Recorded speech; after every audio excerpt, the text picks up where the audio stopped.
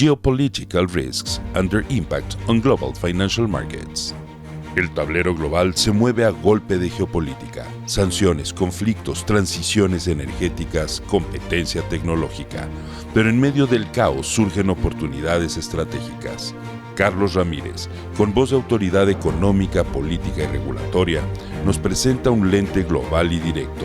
¿Puede México convertirse en el aliado que el mundo necesita? ¿Está listo para atraer inversión, integrar cadenas productivas, consolidar su sistema de pagos y blindar su mercado interno ante shocks?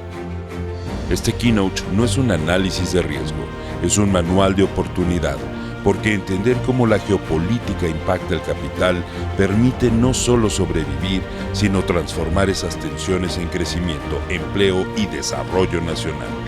Prepárate para un viaje desde el tablero global hasta la visión más profunda de lo que México puede y debe hacer. Muy buenos días a todos. Me da mucho gusto estar esta mañana con ustedes. Muy agradecido de tener la oportunidad de dirigirme en esta muy importante conferencia de Riskmatics, a quien agradezco mucho la invitación, para tratar un tema. Soy yo, no sé.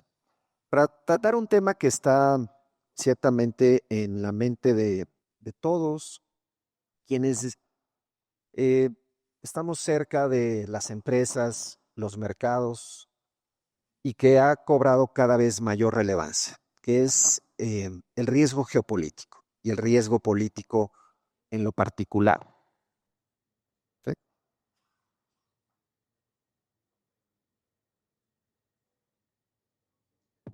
Listo, creo que mejor por acá.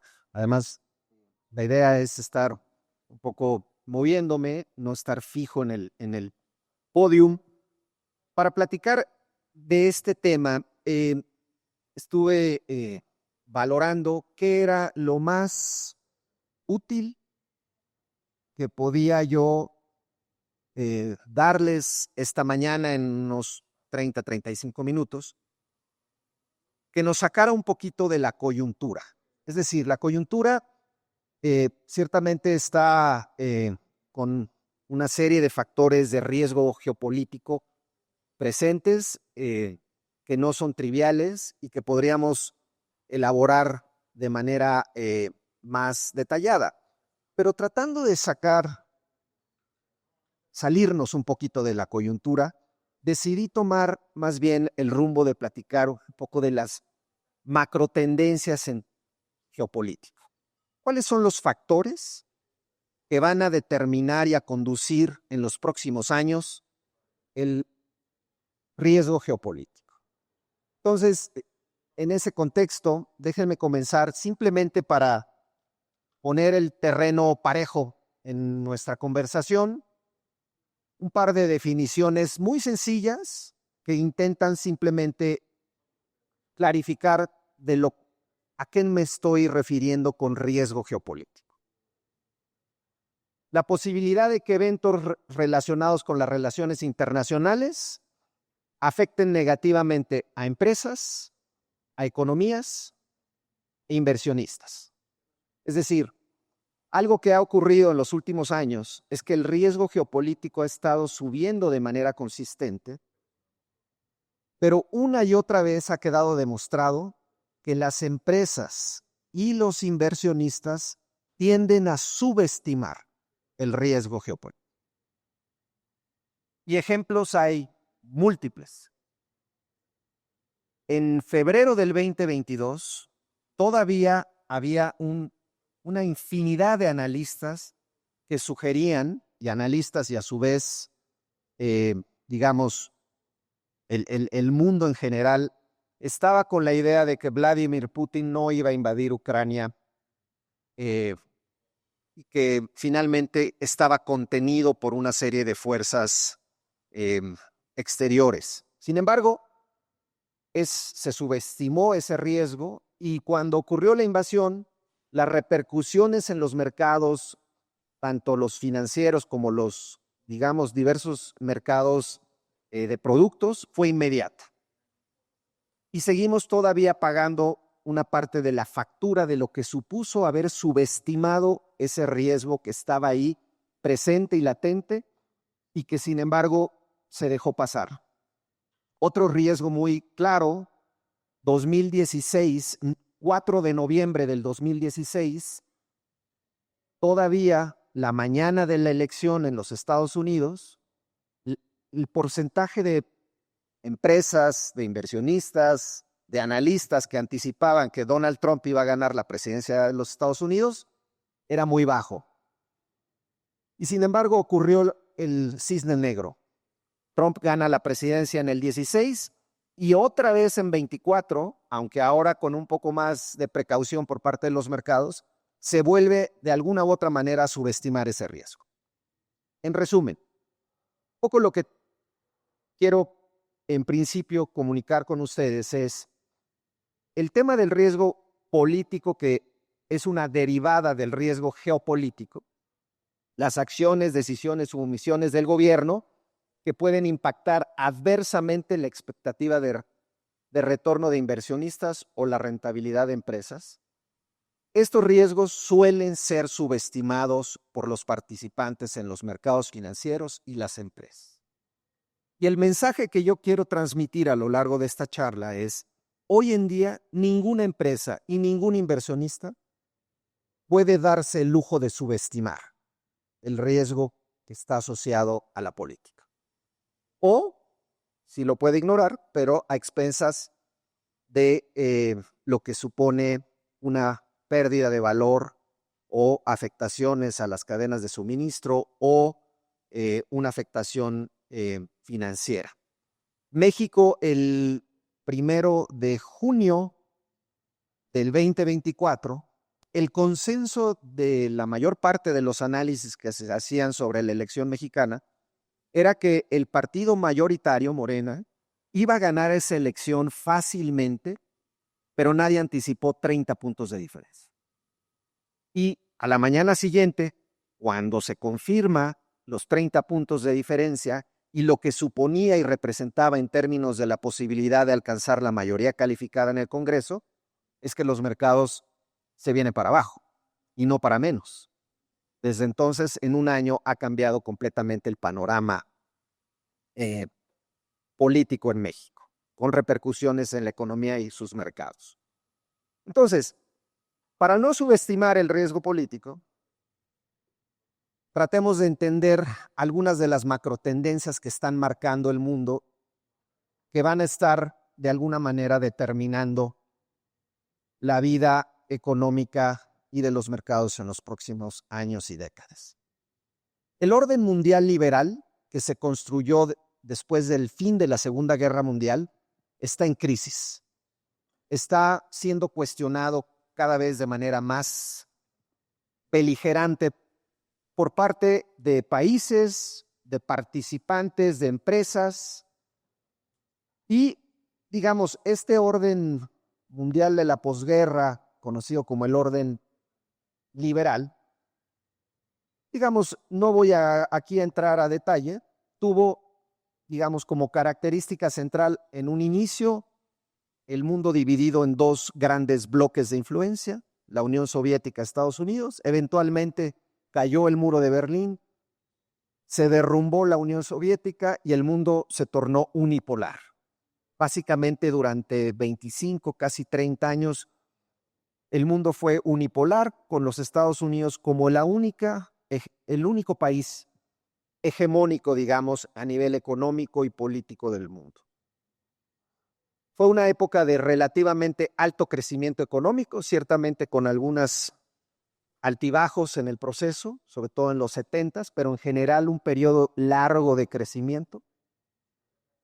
Y pasamos de ser un mundo relativamente cerrado en los 30s a un mundo muy abierto que se fue abriendo cada vez más, sobre todo en los 80s, 90s, con la llegada al poder de Margaret Thatcher y de Ronald Reagan. Y en resumen, un mundo basado en reglas, reglas hechas muy a la medida de los Estados Unidos, pero reglas al fin, pero con creciente antagonismo de potencias emergentes. Ergo, China, Rusia, gradualmente India, etc. Brasil, que empiezan a cuestionar si ese orden liberal, ese orden económico y político liberal, es el orden, digamos, justo para un entorno multipolar. Entonces, con este antecedente, doy paso a hablar sobre las cinco macro tendencias que yo observo, pero no soy el único. Debo decir que este análisis está anclado en un par de análisis que ya, digamos, bastante conocidos por parte de UBS y de BlackRock, pero que ciertamente trato yo de aterrizar al momento actual para darles a ustedes, digamos, un panorama actualizado y sobre todo con una visión de mediano y largo plazo. Las 5 Ds son las 5 macro tendencias de la economía global. Las resumo aquí de manera muy breve. Un proceso de desglobalización o de alentamiento de la globalización, slow globalization, y también más recientemente un concepto que está tomando fuerza, que está cada vez más presente en las discusiones de geopolítica en el mundo, la geoeconomía, que ahorita brevemente describiré de qué se trata. El punto es que hoy el mundo, claramente la visión de hiperglobalización que predominó en los 90s y todavía hasta el 2008, la crisis financiera global, digamos, no es que haya desaparecido, ni mucho menos, pero el consenso del paradigma que suponía la hiperglobalización está en crisis. Y hoy eso tiene una serie de repercusiones en términos de crecimiento económico, el ascenso de líderes populistas en el mundo, de una fractura social que se observa en buena parte del mundo respecto a las élites y una serie de implicaciones directas hacia las empresas y los mercados. Segunda D, un cambio demográfico sin precedentes que se va a acelerar en las próximas 3 décadas y que va a cambiar el mundo de una manera irreversible. Daré algunos datos y algunos detalles de estas tendencias demográficas simplemente para ilustrar lo que se le viene al mundo y lo que significa para los países, digamos, este proceso y las fuertes consecuencias políticas que tendrá el cambio demográfico, no solo económicas, sino políticas. Tercero, el avance sin precedentes, un avance tecnológico que parece suponer un quiebre, digamos, respecto al avance tecnológico de las últimas décadas y en donde en el centro de este cambio tecnológico está la inteligencia artificial.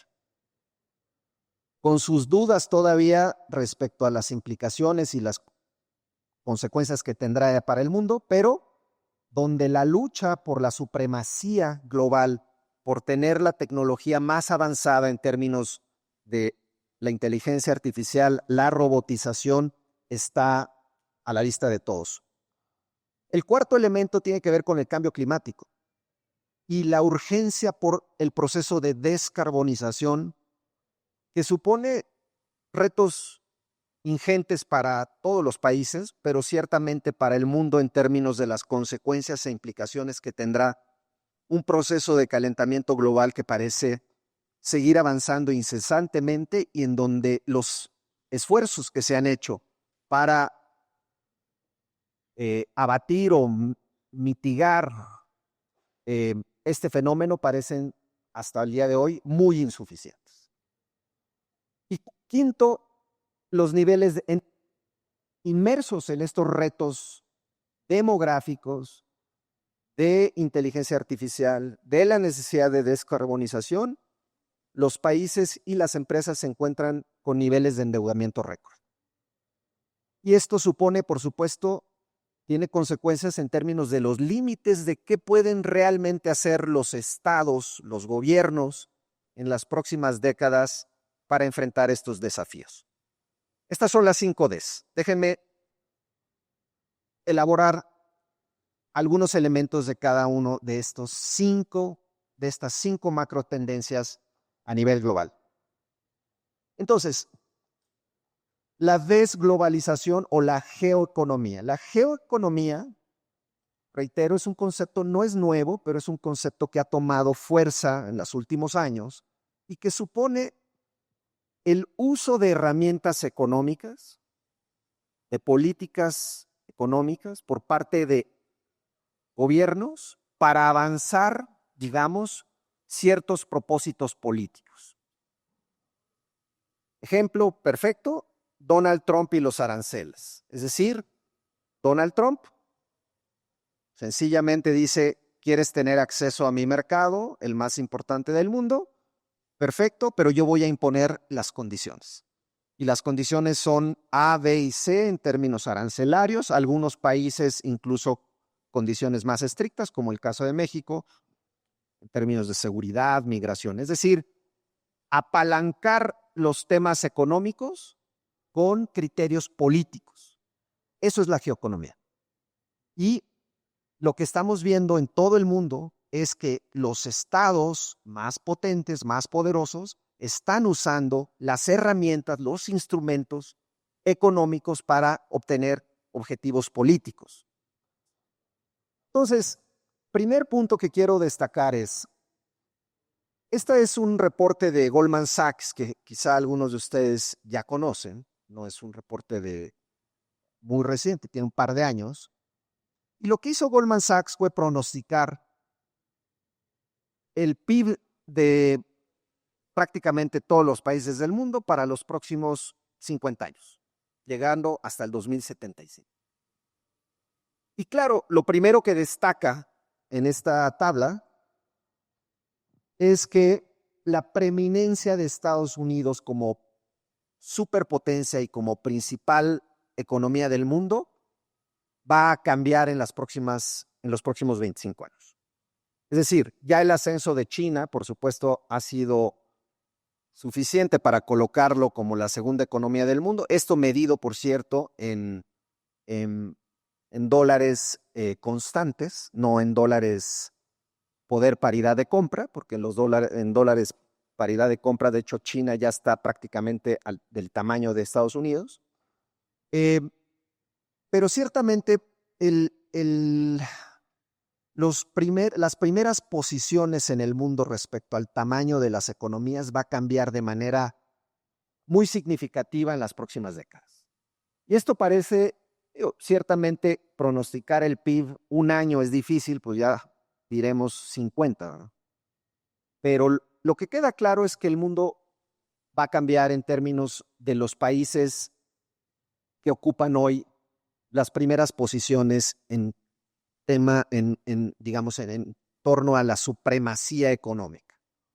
Estados Unidos seguirá siendo, por supuesto, un actor predominante. China se convertirá en la principal economía del mundo, pero otras naciones como la India, como Indonesia, eventualmente como Pakistán, Nigeria, Egipto, tomarán más relevancia. Entonces, naturalmente, entre más crecen estas economías en términos de su posición relativa, más demandan una participación activa y decidida en las decisiones globales. Y este mundo multipolar, con distintos actores más difusos, está llevando a que es cada vez más difícil avanzar a una agenda global común, porque los intereses y la visión y las visiones son muy contrastantes. Segundo punto es que el consenso a favor de la globalización y la apertura de los mercados se ha fracturado de manera, pareciera, irreversible luego de la crisis del 2008 y del ascenso de Donald Trump en 2016. Los datos son muy elocuentes. El comercio internacional que venía creciendo en su participación respecto al Producto Interno Bruto Global de manera sostenida de los 80s hasta prácticamente finales de la primera década del milenio, se ha estancado. Se ha estancado. Razones para esto hay muchas, pero una de las más importantes es el factor político. El consenso a favor del comercio internacional. Digo, yo me formé como economista y politólogo en los 80s, finales de los 80s, principios de los 90s. Y en ese momento, el mantra, todos los hacedores de política pública, el Banco Mundial, el Fondo Monetario Internacional, pugnaban y decían, los países que abran sus economías y que cambien su orientación hacia la exportación van a prosperar, van a ser exitosos económicamente. Y ocurrieron las rondas famosas de la Organización Mundial de Comercio que abrieron el mundo a un mayor comercio internacional. Sin embargo, esa apertura comercial trajo como consecuencia y como resultado, entre otros factores, el ascenso de China. Y China, básicamente, de ser un país prácticamente cerrado hasta principios de los 80s, empezó a abrir su economía y empezó a gradualmente ir tomando fuerza como una potencia exportadora. Y vean lo que ha pasado en los últimos años. El superávit comercial de China el año pasado cerró cerca de $1 trillón. Ya si vemos los datos del 2025, ya anda como en 1.2 trillones. Y eso que sus exportaciones a los Estados Unidos se cayeron 20% el primer semestre. Es decir, China ha logrado sustituir su participación en el mercado norteamericano, inundando el resto del mundo con sus productos.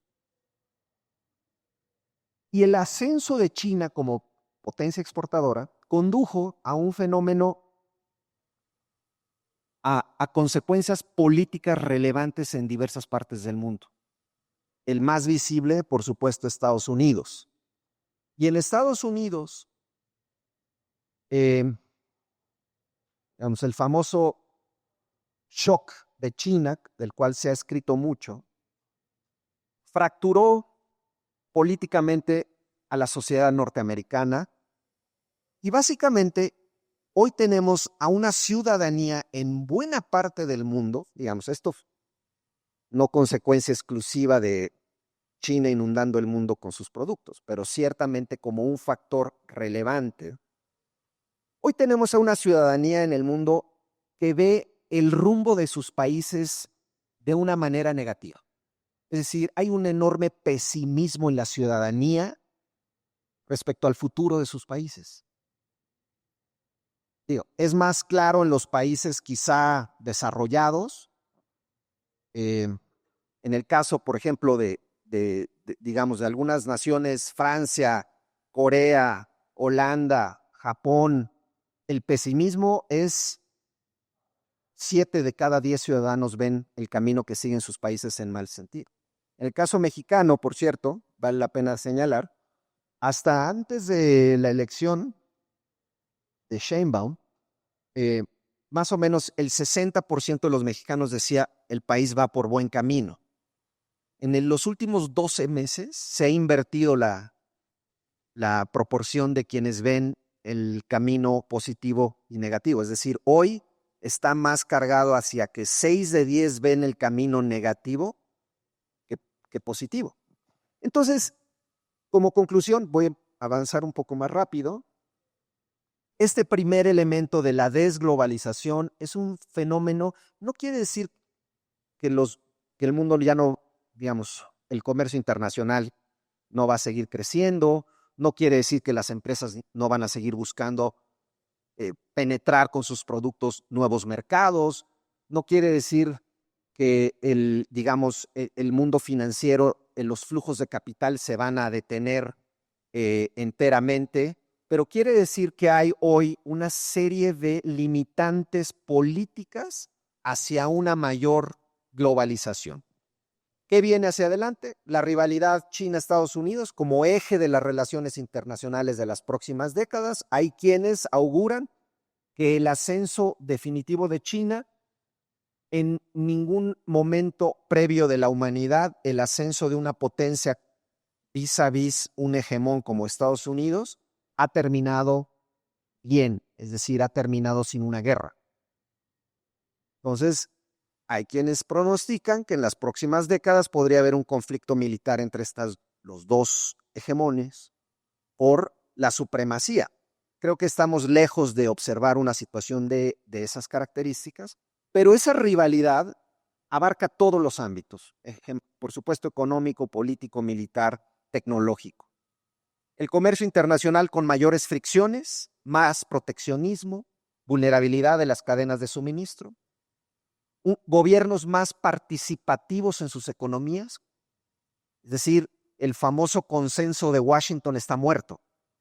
Más bien lo que hoy ha renacido es la visión de que los gobiernos tienen que tener una participación más activa en las economías y por tanto está de vuelta la visión de la política industrial activa, está de vuelta la visión de la sustitución de importaciones, cosas que los últimos 30 años estuvieron abandonados o al menos sepultados un ratito en las discusiones de política económica.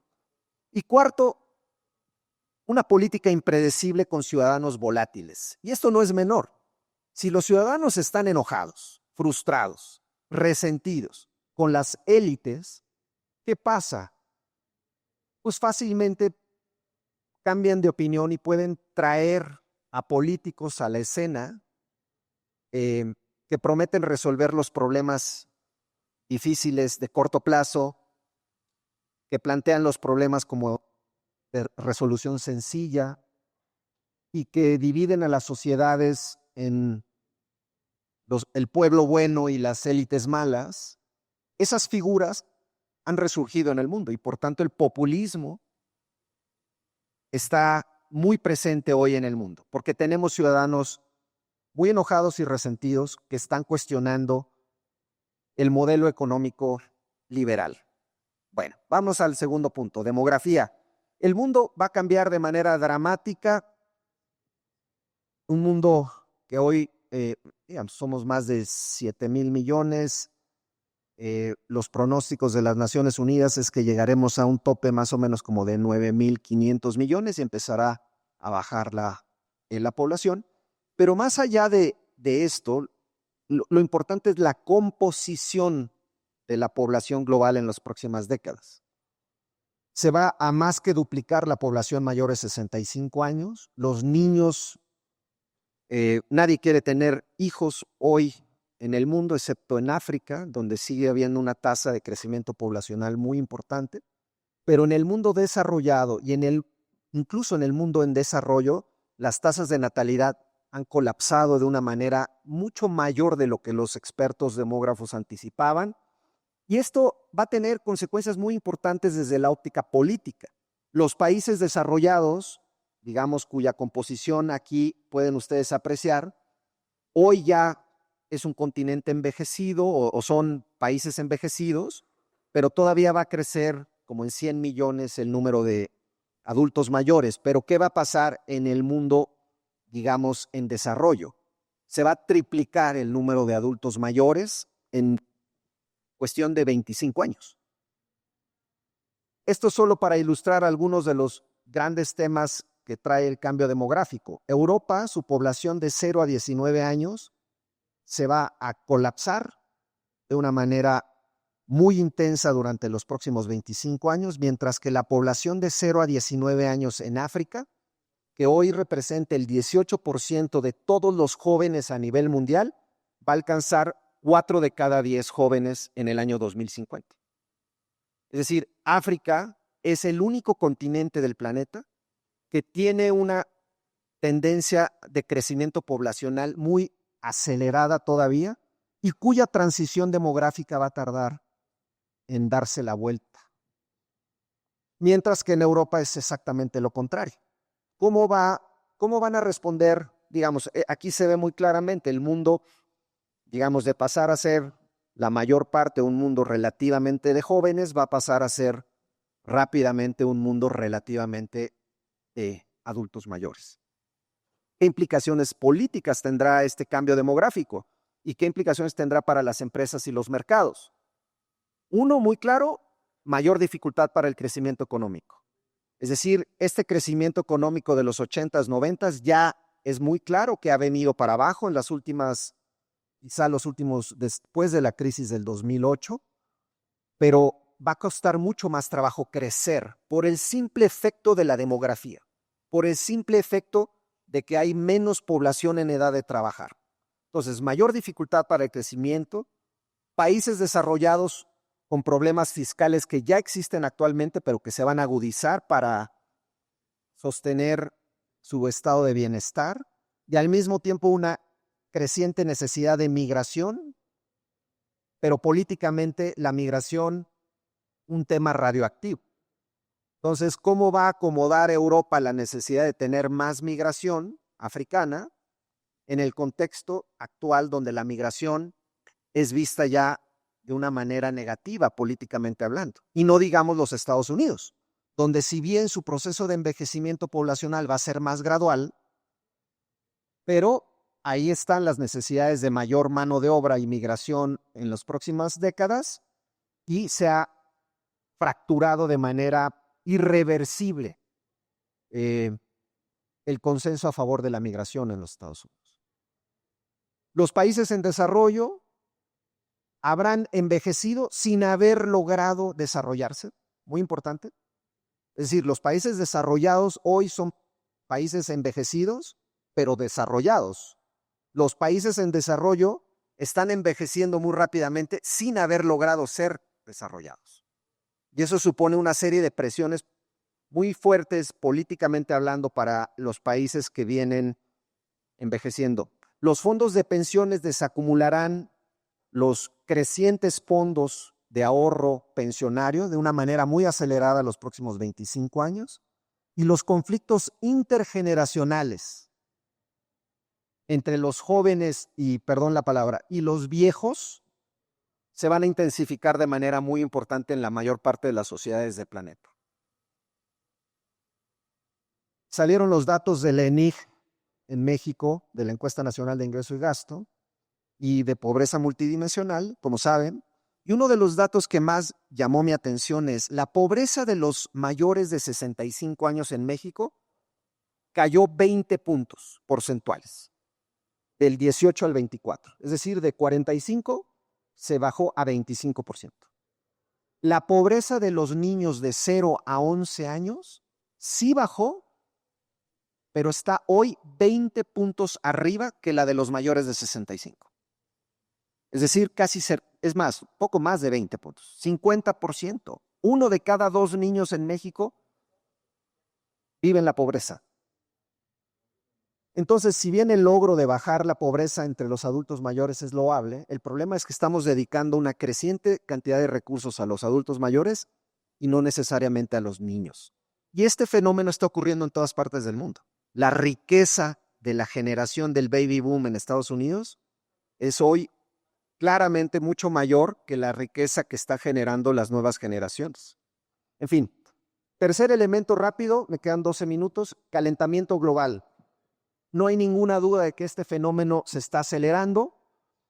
El famoso 1,5% centígrados arriba de la temperatura media, que es, según todos los expertos, el punto de quiebre para la humanidad, estamos ya prácticamente ahí.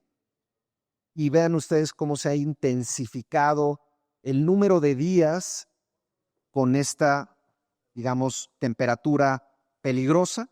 Las anomalías climáticas han estado en ascenso de manera importante, y algo muy importante desde el punto de vista financiero es que los eventos climatológicos están costando cada vez más.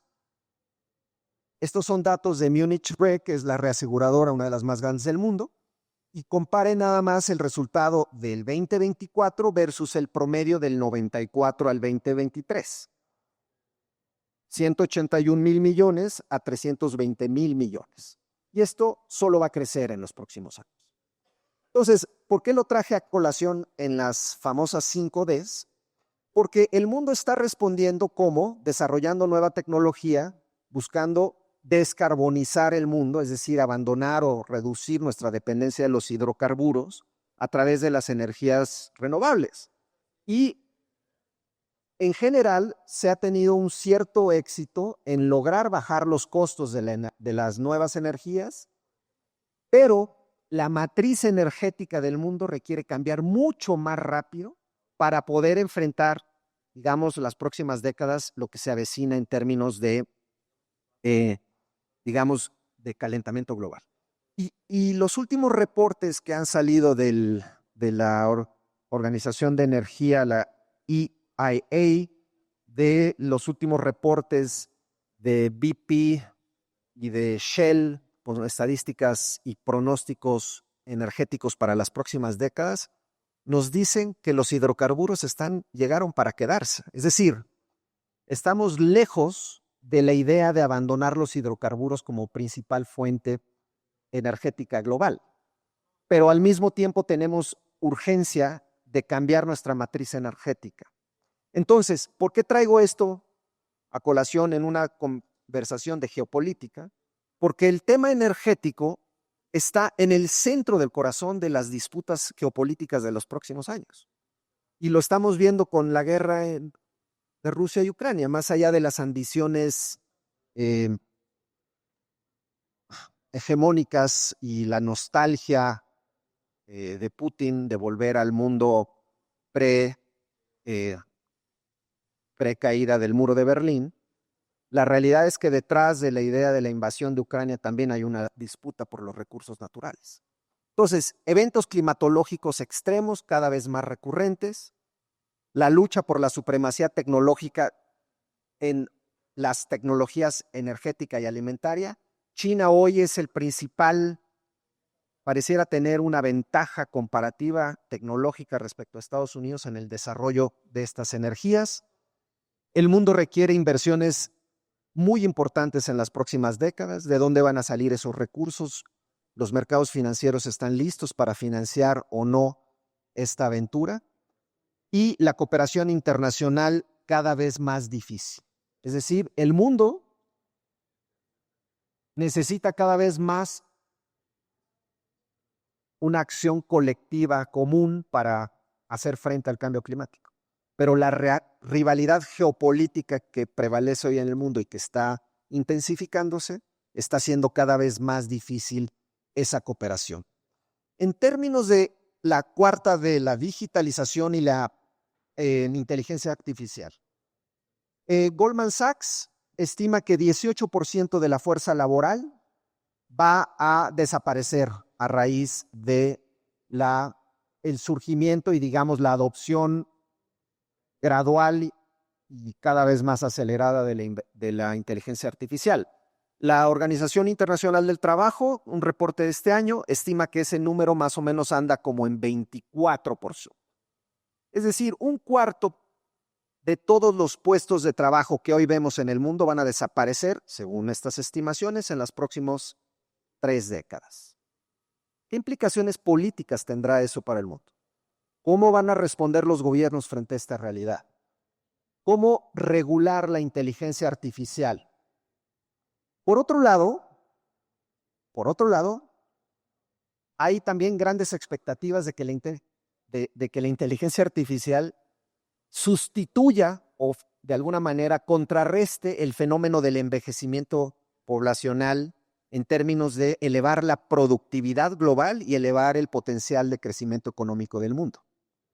Entonces, por un lado, desaparición de puestos de trabajo, lo cual también hay que decir, vendrá acompañado de nueva generación de empleos en otros ámbitos.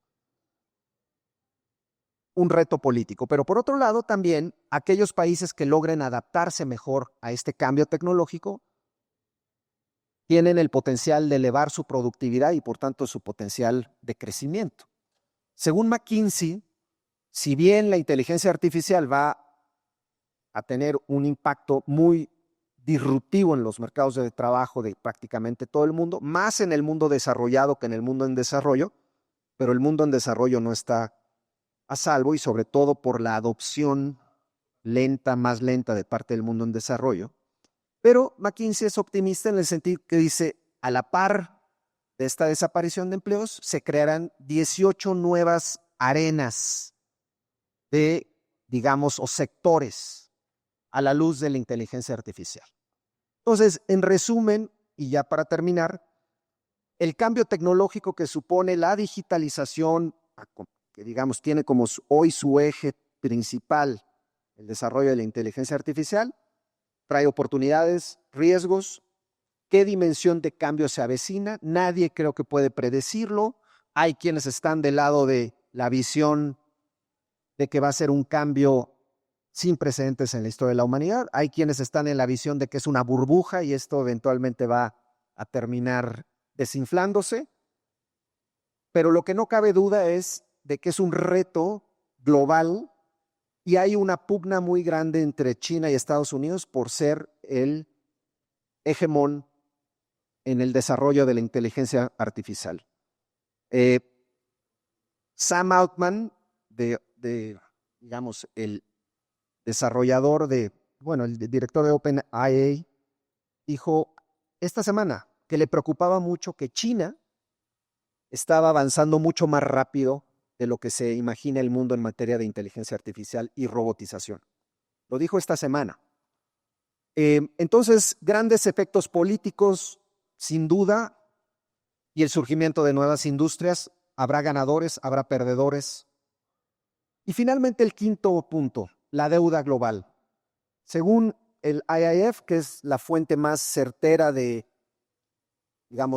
contabilidad de la deuda global, tanto privada como pública, el cierre del 24, la deuda global rondaba los 320 y tantos trillones de dólares y la deuda pública prácticamente alcanzando, 100 trillones. Y como pueden ver, después de la crisis del 2008 se ha disparado la deuda pública, después de la pandemia todavía más. Y entonces la gran pregunta es, ¿estos niveles de endeudamiento son sostenibles o no sostenibles? ¿Qué impactos tendrán para los mercados financieros?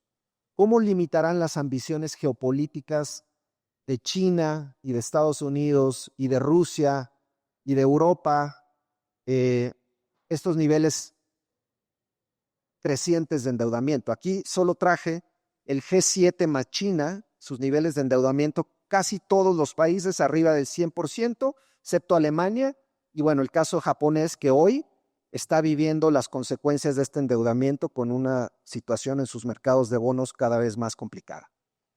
Bueno, termino. El envejecimiento poblacional va a presionar aún más estos niveles de endeudamiento, los balances fiscales de todo el mundo. Y claro, esto va a poner en serios aprietos el modelo del estado de bienestar, no solo en Europa, en Estados Unidos, sino en los estados de bienestar imperfectos, chuecos, del mundo en desarrollo también. Y las ambiciones geopolíticas de actores que quieren tener mayor presencia internacional y mayor voz, inevitablemente se van a ver afectados por estos niveles crecientes de endeudamiento. Entonces, en resumen, y para concluir, las 5 Ds: desglobalización, demografía, digitalización, descarbonización, deuda. Por supuesto, hay muchos otros factores alrededor de estas 5 Ds. Se mueven simultáneamente en el mundo hoy, pero me parece que sirven como una base de referencia y de análisis para entender el mundo que se avecina y qué implicaciones tendrá en materia geopolítica cada una de estos fenómenos. Cerraría dando 4 recomendaciones. Una, ninguna empresa o inversionista puede hoy ignorar los riesgos geopolíticos y políticos del mundo. Y aquellas empresas e inversionistas que ignoren el riesgo geopolítico van seguramente a sufrir en el camino. Si no quedó suficientemente claro la sorpresa del triunfo de Trump, el Brexit, la pandemia, la invasión de Rusia a Ucrania, el segundo triunfo de Trump, el ascenso del populismo en prácticamente todo el mundo. El riesgo político está ahí y la razón por la cual ha crecido ese riesgo político es principalmente porque los ciudadanos, en buena medida, están frustrados con el status quo. Segundo, las macrotendencias marcarán el rumbo económico y financiero durante las siguientes décadas. Estos 5 grandes pilares del cambio global van a marcar el ritmo y el rumbo de la geopolítica de las próximas décadas. El mundo enfrenta cada vez más problemas de acción colectiva que requieren una acción colectiva positiva, pero con las rivalidades geopolíticas creciendo, con un mundo multipolar, poner de acuerdo a los distintos actores está resultando cada vez más complicado. Y creo que la pregunta final es la que nos concierne a todos aquí en esta sala. ¿Quiénes serán los ganadores y perdedores en este nuevo orden global? No solo países, sino empresas, sectores, ¿quiénes ganarán en este nuevo mundo de cambio incesante? Aquí termino agradeciéndoles su atención. Terminé justo a tiempo y muchas gracias. Quedo atento si hay espacio para preguntas. Muchas gracias.